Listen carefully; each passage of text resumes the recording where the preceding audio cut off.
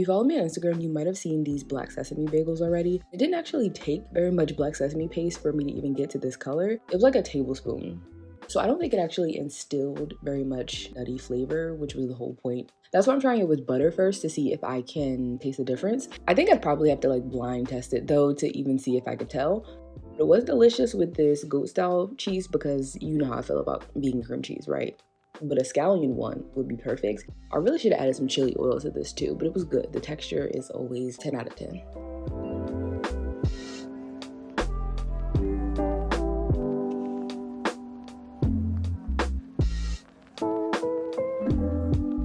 A lot of fruit has been really weird this season. Not just this season, as we know, it's been downhill for a while. Like, I fear watermelon will just never be the same again, but the peaches, immaculate, which is a given because, like, it's Georgia. However, I didn't get to this one in time, so I'm gonna throw it into the compost. Recently, I got this electric one, and this got me spoiled. My only regret is not being able to get a bigger one.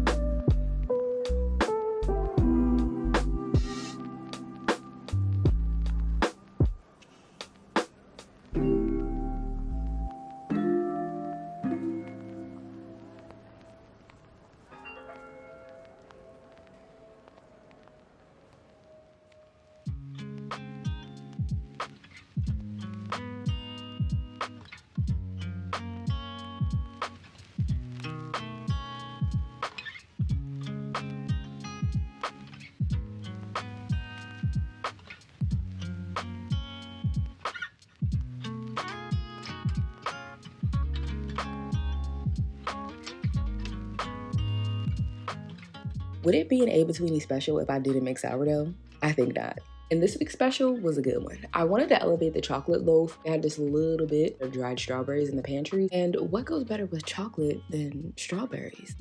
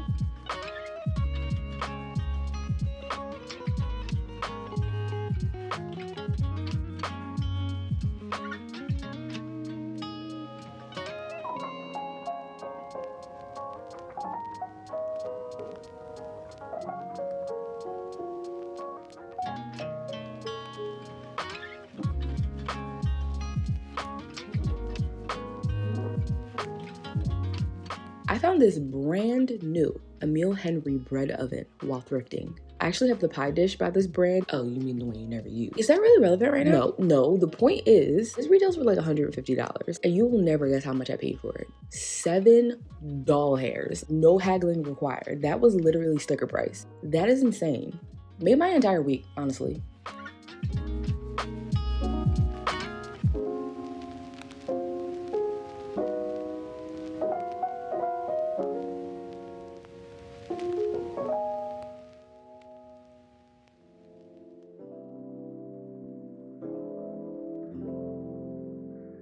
I've still been prioritizing protein to break my fast, and I haven't had tofu scramble in like a while. And also, I just wanted an excuse to use my new plate. You might have also seen me post this on Instagram stories where I went to that place that I found on TikTok. It's called Chef Something. It's basically a giant warehouse that supplies to restaurants, but also sells to the public. Highly recommend. So cute. I got actually way less than I thought I would. Fully expected to walk out of there penniless.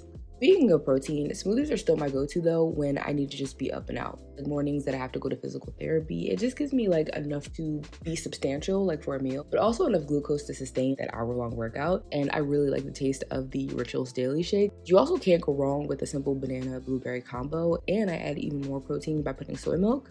And of course, I'm still taking my Rituals Essential for women because it's clinically backed.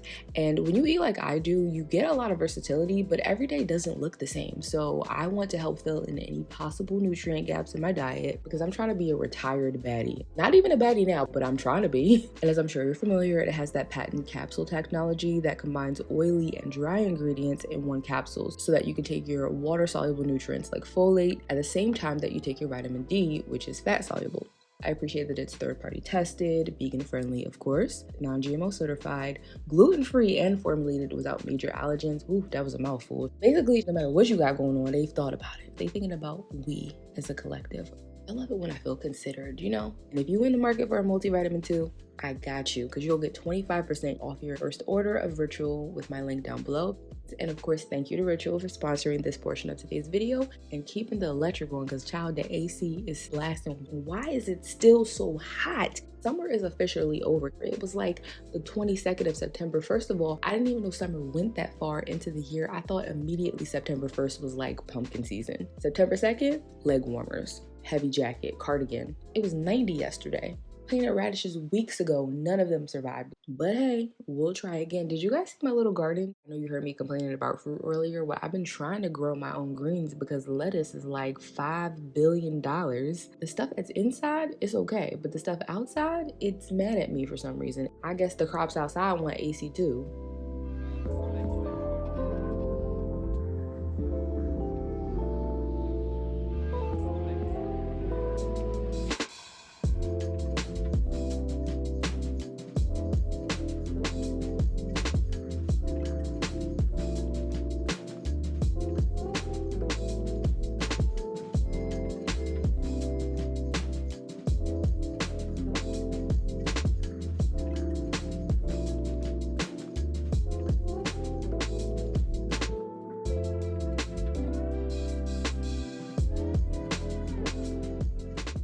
Unfortunately though, I might have miscalculated how much dough I actually needed to fit in this pan, so I kept the lid off to allow for the loaf to rise as much as it wanted to.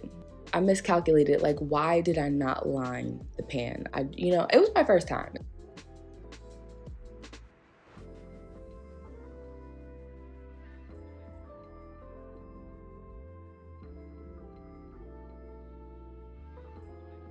11 out of 10. This is some of the chewiest bread I've ever made. It was so good. So even though the swirl is not swirling, it's like where are the ingredients? Honestly, I can't even tell you where the raisins were. I don't think I got very many, but still delicious. Mistakes happen. But this one, happy accident.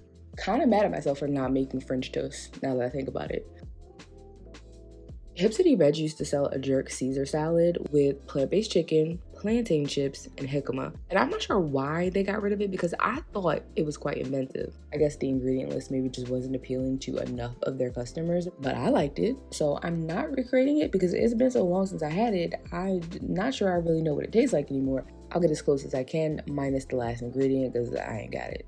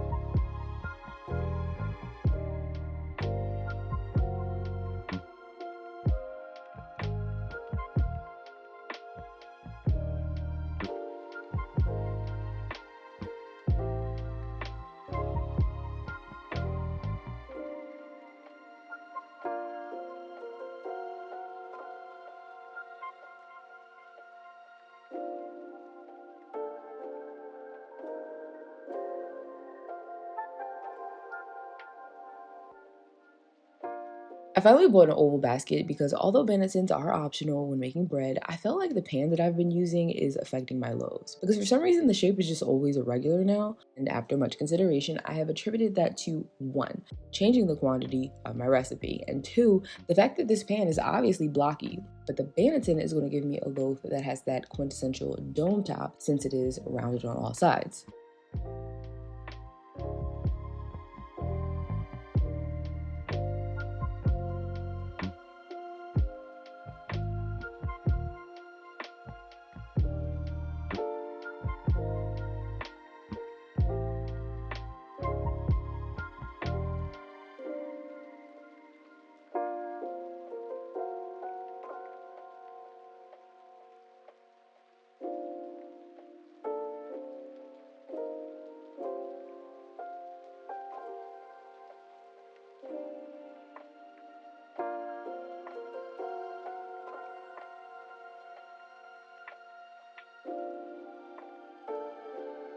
Can I be so bold to call this a chocolate covered strawberry loaf?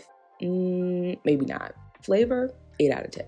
Would make again. In fact, will make again. And actually remember to put the strawberry jam that I specifically made for this loaf inside of the dough when I shape it. I don't want to talk about it, but you know what? It was delicious spread on toast, and that's all that matters.